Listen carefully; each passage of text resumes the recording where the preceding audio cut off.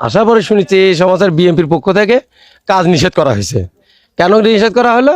যে এখানে জামাত ইসলামের নমুনি প্রার্থীকে ডাকা হয়েছে, যার কারণে বিএনপির কাউকে ডাকা হয়নি, যার কারণে এখানে কাজ স্থগিত। আমার প্রশ্ন হচ্ছে, এখানে জামাত ইসলামের যদি নমুনিকে কেউ ডাকে থাকে বা সে যদি আসে থাকে কাজকে উদ্বোধন করার জন্য, তাহলে আপনি বিএনপির নমুনিকে ডাকার লোক থাকলো না কেন? উদ্বোধন হওয়ার কথা আজকে, কিন্তু হট করে ইঞ্জিনিয়ার সাহেবকে ফোন করছে ইউনো সাহেব যে আজকে লেআউট হবে না, অন্যদিন হবে। না হওয়ার পিছনে বেশ কিছু কারণ আছে, আমরা এখানে এসে জানতে পারলাম। এখানে কাজটা মূলত আমরা গতকাল থেকে জানতে পারতেছি রাস্তার আজকে লেআউটের কাজ হওয়ার কথা। তো আমরা যখন এখানে আসলাম দেখলাম ইঞ্জিনিয়ার সাহেব আসলো, আরো কন্ট্রাক্টরও আসছিল। আসার পরে ওরা চলে যাচ্ছে।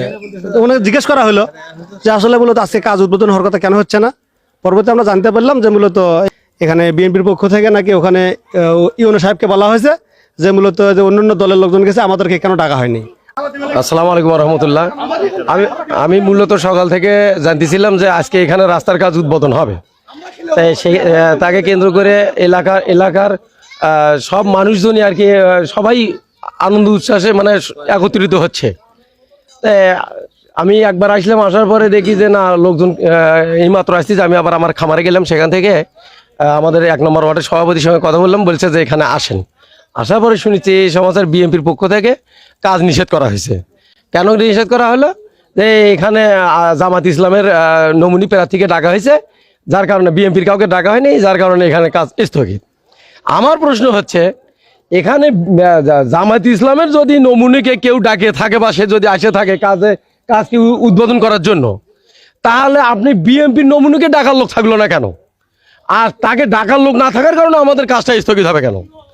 বিএনপির এই লোকগুলো তো শুধু জামাতের লোক না, বিএনপির লোকও আছে।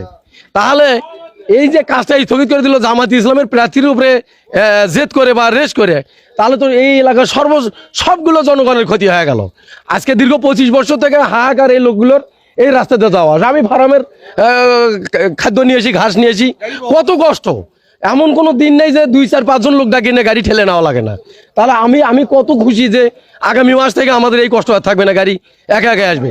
এই যে ধাক্কাটা মারলো, বিএনপির প্রার্থীকে ডাকার লোক না থাকলেই সেখানে কাজ হবে না, এটা তো মহা অন্যায়।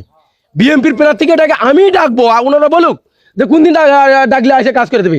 এই সপ্তাহের মধ্যে কাজ শুরু করে দিয়ে যাক, আমি যা ডাকে নেবো, সমস্যা কি? আমি তো জনগণের জন্য যাচ্ছি, আমি তো জামাত ইসলামের জন্য যাচ্ছি না, বিএনপির জন্য যাচ্ছি না। সাধারণ জনগণের পক্ষে আমি কথা বলেছি, ওনাদের শুভ বুদ্ধি উদয় হোক, কাজটা যেন অতি দ্রুত চালু হয়, তাছাড়া কিন্তু জনগণের অনেক ক্ষতি হবে। আসলে মূলত এখানে অন্য কোনো দলকে ডাকাও হয় নাই, স্থানীয় যারা আছে তারা এখানে আসছিল।